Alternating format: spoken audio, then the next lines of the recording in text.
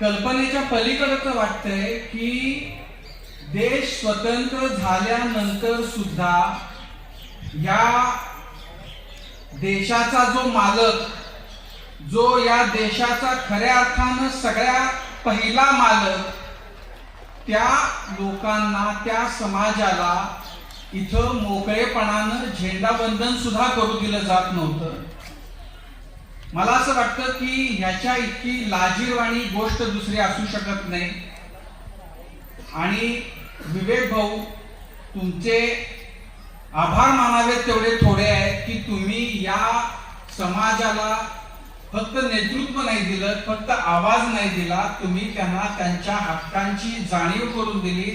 आणि हा देश आमचा आहे, इथं झेंडावंदन करण्याचा आम्हाला अधिकार आहे, हे तुम्ही त्यांच्यामध्ये रुजवलं. आणि ज्या संख्येनं इथं सगळेजण जमलेले आहेत, मी महाराष्ट्रामध्ये अनेक ठिकाणी गेलेलो आहे, राहिलेलो आहे, देशामध्ये अनेक ठिकाणी राहिलेलो आहे, पण स्वातंत्र्याच्या दिवशी हा उत्साह, हा जल्लोष मी माझ्या आयुष्यात पाहिलेला नाही.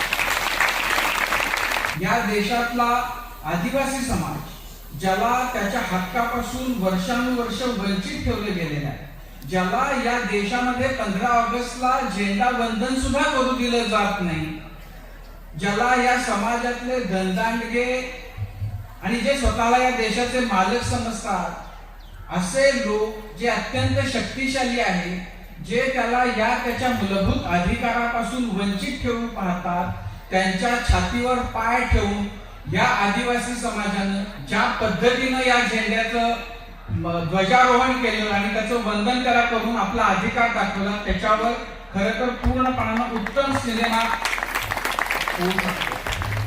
एक प्रश्न आहे म्हणून त्या प्रश्नांकडे फार माणुसकीच्या नजरेनं बघतील आणि सोडवतील. ते इंग्रजांच्याही काळामध्ये नव्हते आणि नंतर काळे लोक जे आले त्यांच्याही काळामध्ये ते नव्हतं. आपल्याला त्यासाठी लढावं लागेल, रस्त्यावर उतरावं लागेल आणि आपले जे अधिकार आहेत ते वाजवून घ्यावे लागतील. कसलं स्वातंत्र्य, आपण काय बाता करतोय आणि याच्याबद्दल बोललं नाही जात, याच्याबद्दल केलं नाही जात. स्वातंत्र्य म्हणून 80 वर्ष झाली तरी अजूनही असं होत नाही. आणि एकीकडं ह्या समाजाला ज्याचा सज्जनपणावर, चांगुलपणावर विश्वास आहे, जो हिंसेला विरोध करतो, ज्याला हिंसा आवडत नाही, जो सरळ मार्गानं जगू पाहतो, त्यांना आपण असं कुत्र्यापेक्षा वाईट वागवतो. आणि जेव्हा आपल्या बळाच्या जोरावर आपली ताकद जेव्हा कोणी दाखवतं, तेव्हा सरकार कुत्र्यासारखं त्यांच्या समोर शरणागत होऊन जातं. ही कसली व्यवस्था आहे? आणि त्यामुळे मला असं वाटतं की प्रश्न खूप गंभीर आहेत आणि त्या प्रश्नांना आपल्याला भिडावंच लागेल. त्या प्रश्नांच्या साठी आपल्याला सरकारला, की हे मूलभूत प्रश्न आहे, ते प्रश्न आपल्याला सोडवून घ्यावेच लागतील. एबीपी माझा, उघडा डोळे बघा नीट.